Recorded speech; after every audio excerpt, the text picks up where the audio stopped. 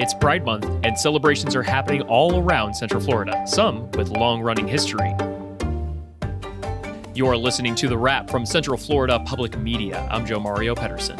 Central Florida is home to one of the largest and longest-running all-queer burlesque troupes in the nation. But how did burlesque evolve in the area? Les Vixens is a burlesque troupe that aims to create a safe place for women by women.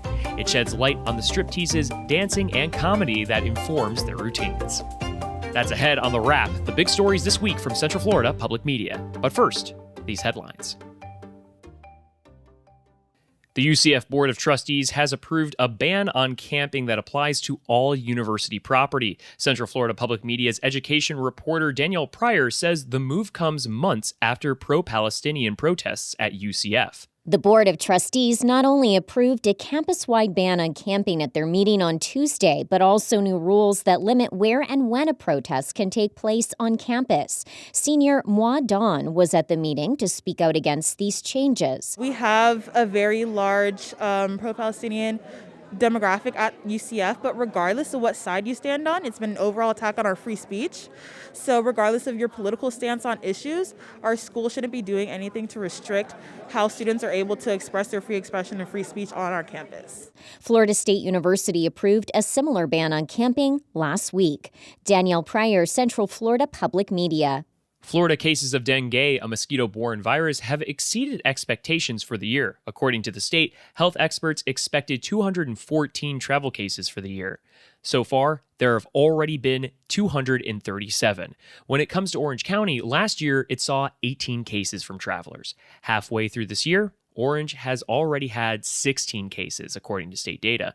Travelers are coming from countries like Brazil and Cuba, currently dealing with historic outbreaks. Steve Harrison is the manager of Orange County Mosquito Control. The team has responded to 16 cases, plus 5 others that are suspected of being dengue, but haven't yet been confirmed. Very labor intensive. It's not uncommon to have 100 or 110 plus homes within that 600-foot radius that we have to go door to door, do inspections, do treatments, do education. Mosquitoes breed with heat and moisture. Harrison says residents can help mosquito control keep numbers down by tipping and tossing still water on their property.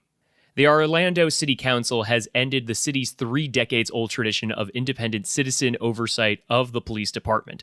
As Central Florida Public Media's Joe Burns reports, the aim is to comply with a new state law. Orlando's Citizen Police Review Board, founded in 1992, was the second oldest in the state, according to a study by FSU's Leroy Collins Institute.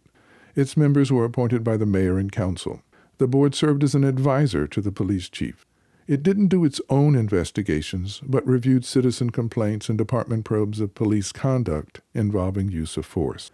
In place of the independent board, the council followed the new law, House Bill 601, in authorizing the police chief to appoint his own citizen oversight panel to review policy and procedures. In April, the Republican sponsor of the bill said review boards cannot now be used to, quote, persecute our law enforcement officers. Joe Burns, Central Florida Public Media. These stories and more on our website. Visit cfpublic.org. This is an election year. What local issues do you care about? What concerns you? Central Florida Public Media is listening.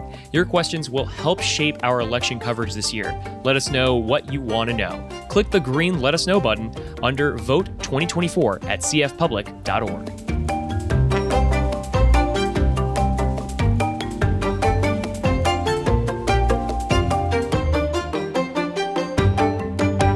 It's Pride Month, and Central Florida is home to one of the largest and longest-running all-queer burlesque troupes in the nation.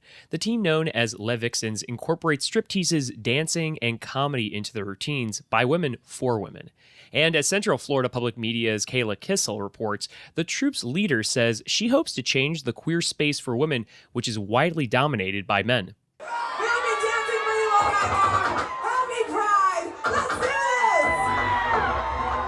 When Ivy Les Vixen slips on a pair of platform heels and slithers into a feather-coated costume, she prepares herself for the bright lights of the burlesque scene. Are you ready for Les Vixens?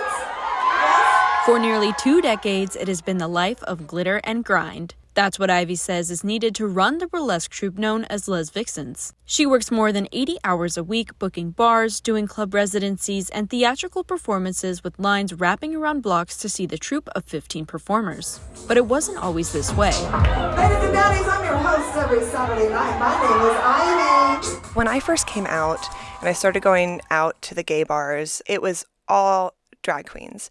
And I love drag queens. I was raised by a wild pack of drag queens, but there was nothing specific for women. And so Ivy set out on a mission to host her burlesque-based creation aimed at queer women. Queer women just ate it up because they'd never had something like that. They'd never had something specifically for them, catered to them by other queer women who absolutely know what it's like to come out, know what it's like to lose family and friends. And so there was just a lot more than just entertainment. Welcome to the best night of your life. Are you ready for a Les Vixen show? Burlesque became Ivy's medium for sharing her message of self-love and acceptance. We are owning our bodies and choosing the reveals. So it's the idea of like the male gaze versus the female gaze, and what I like to call the sapphic gaze, because so much of women have been taught how to be sexy based on the male gaze. And what we kind of do is we flip that on its head and we only focus on what women actually truly find attractive. But burlesque wasn't always about the male gaze, says University of Central Florida's Chloe Edmondson. She's an assistant professor of theater history and studies the art form's evolution. When you're thinking about, does it make sense that there's this company of lesbians making burlesque? I think there's nothing more organic in some ways, because the roots of this art form really are with these all-female casts. You can trace this all the way back to the mid-19th century troupes of women that kind of ran their own business. As the industry grew, Edmondson said by the late 19th century, men had other plans for the burlesque business. As the industry sort of aged, you did have a lot more of like male entrepreneurs taking over. A lot of the men were sort of looking for that kind of overtly sexy appeal. And so it's kind of cool to see Les Vixens kind of reclaim that historical sort of women doing art for women. We're celebrating girls, duh.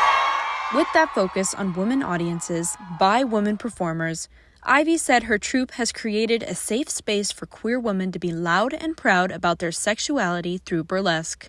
I've gotten messages like for years and years and years, almost daily, from people telling me they came out because of us. They have never felt more comfortable in who they are since they started coming to see the Vixens.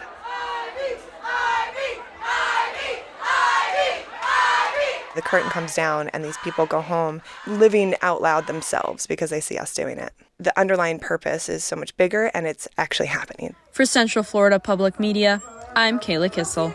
Right now I want to see every single boy and girl, they, them on stage right now. The stage is yours. We'll see you next week.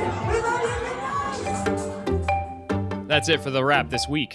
But stay listening. Next week, I'll be bringing you a report on how Advent Health and Philharmonic Orchestra musicians are bringing healing to stroke patients. This podcast is produced by Central Florida Public Media with assistance from News Director Latoya Dennis and Digital Director Ryan Ellison. I'm Joe Mario Pedersen. This is The Wrap.